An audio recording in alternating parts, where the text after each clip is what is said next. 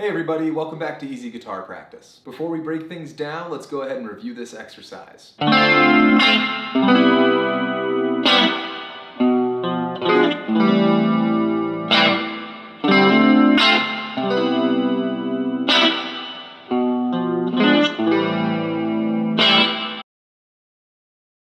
Alright, so the most important part of this drill is to honestly make sure you're not getting too caught up inside of how we're strumming this chord progression.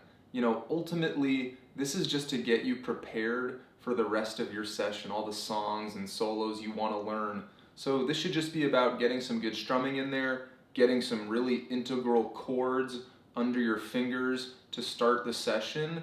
And I also think sometimes just taking a really simple chord progression and not associating with a song ultimately allows you to get inside of the groove a little bit easier and pay attention to some of those smaller, more subtle aspects inside of your playing, and can just honestly help you refine a little bit more. Because I think sometimes when we hear a song and we're like, I want to know that exact progression, I really want to replicate that playing. Sometimes when we get caught up in that pursuit, it can pull us away from things like getting in the groove, really getting in that pocket, so to speak.